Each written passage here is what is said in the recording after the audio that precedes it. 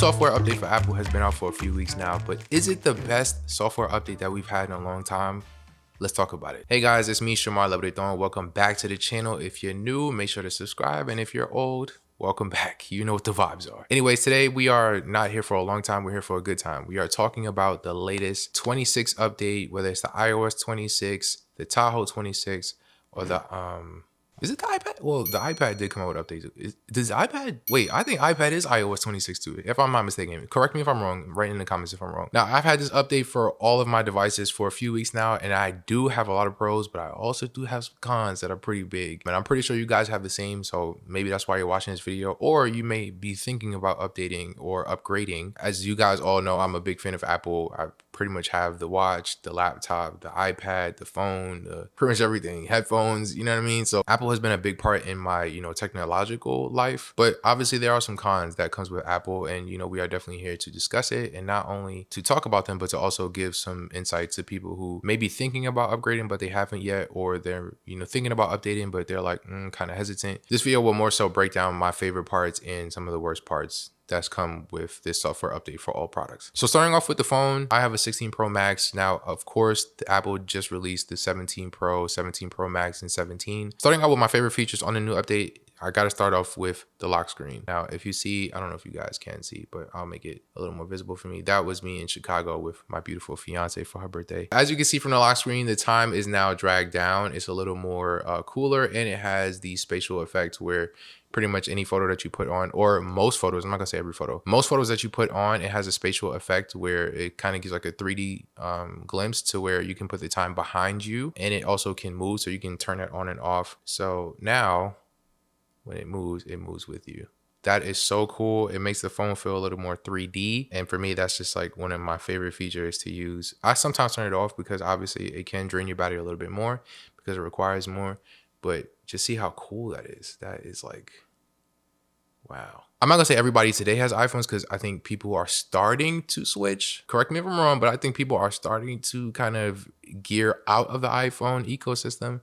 But a few years ago, pretty much the whole planet had iPhones. It was hard for any other phone companies to kind of compete because iPhones was just dominating the phone game. And for me, what it felt like, while iPhones were kind of the premier phones to have because of its ecosystem, it felt very mundane. A lot of the things in terms of software updates from like say iOS 14, 15, 16, it was minimal efforts in terms of what's new to come on the software updates. Whereas iOS 26 felt like a big leap. It was actually changing the game. Now, granted, to me, Apple is still far away from its competitors when it comes to software updates or certain things or certain features that has been out.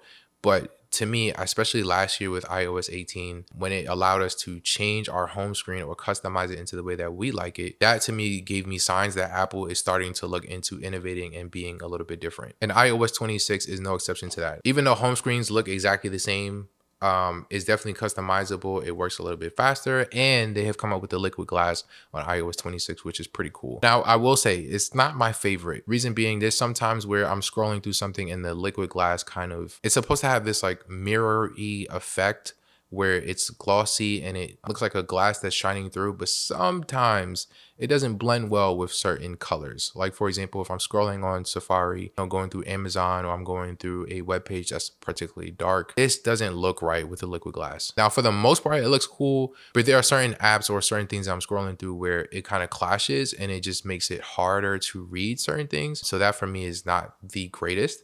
However, it does make the phone feel new in the sense that it's more modernized, it's more cool, it makes you view your phone a little bit more. So that for me is both a plus and a con, but it's kind of up to you how you prefer it. Another con for me is the battery life, and that's not just with the iPhone, that's also with the iPad and the Mac. For me, I have a M4 Pro MacBook Pro and I have a iPad 2020. Now, of course, I'm not expecting my iPad from 2020 to hold up its own on iOS 26.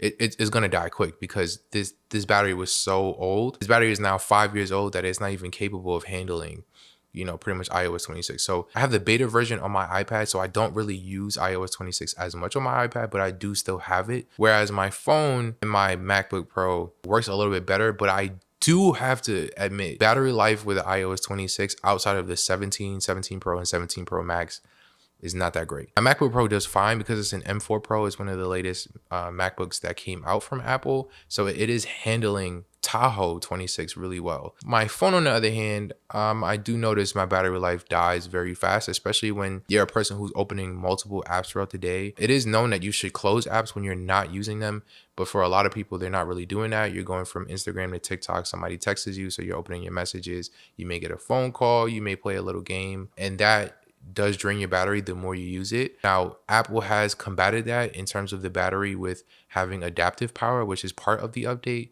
where it kind of uses intelligence to see, okay, if something is using your battery a little bit higher, we're going to pull back your brightness, or we're going to pull back certain apps to not do downloads in the background. So that way your battery kind of fights off, using a little bit more power. But even with this turned on, for me, I still realize that when I charge my battery in full in the morning, by like 7 o'clock p.m. with using my phone as a normal basis, my phone's pretty much at 20%. That's a little concerning considering my 16 Pro Max is still new. Battery life is still great. So to keep in mind, I would say for somebody who does not have a 17 and above, be aware of your battery life. It will drain it. The things I've been doing to combat that is by closing apps that I'm not using. So as soon as I'm done with an app, not only just swiping up to close, but actually holding up to like swipe it out so that it's officially closed. Another great feature, because I'm also a music lover outside of technology, I love the auto mix that has come on Apple Music. Now I know Spotify users are gonna say, oh well, we've been had that system for a while, auto mix, the crossfading. Yeah, okay, cool. But to me, Apple has done really well with auto mix. Now it's not perfected. There are certain songs that transition and it doesn't work, or sometimes it doesn't even auto mix at all. But when it does and it's at the right tempo and it transitions from one song to another that's within the same genre, oh my God, it's beautiful. It makes the music experience even more fun. You kind of feel like a DJ, even though you're not a DJ. Or if you are a DJ and you know what songs kind of go together, then it might be even more fun for you. But for me, for somebody that's not a DJ, but I just love music and I love having a good time, me, auto mix just makes the music experience that much more better, even if it's songs that I've been listening to for years. It just makes it feel new again. But enough about the phone, iPad side, let's jump into the laptop. Now for me, Tahoe has been absolutely beautiful. I love the new interface. Now, while Tahoe to me didn't get like a super major upgrade, you do also get the liquid glass interface where the apps at the bottom are liquid glass. Your control settings is also kind of glassy. So they definitely changed that. To me, battery life is okay. It's better for me on the MacBook Pro because again, I have the M4 Pro, which is one of the newer laptops that has come out, even though I believe they come out with an M5 pretty soon. But for me, the interface or my home screen looks the same.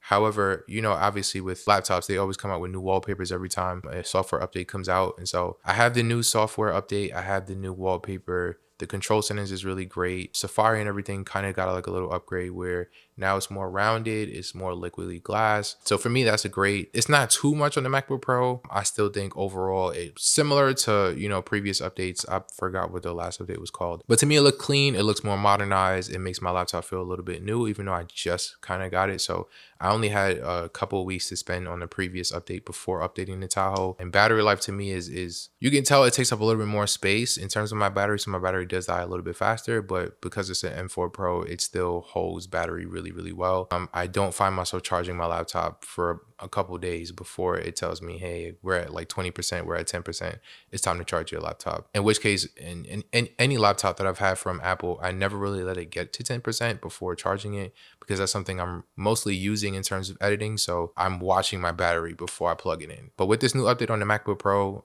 to me, it's beautiful. I think it just makes it that much more clean.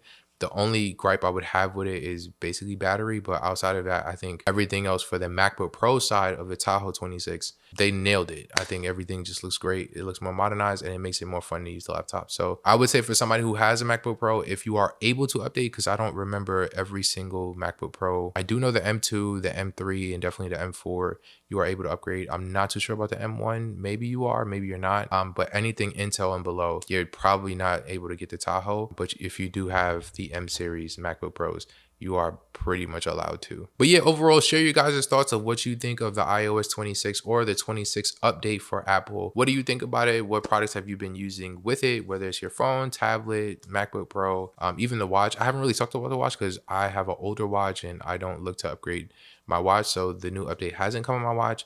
But if you have tested it on the watch, let me know what your thoughts are. Do you like it? What you don't like about it? Thank you so much for watching. Thank you guys for subscribing. If you're new, again, please subscribe, join the family.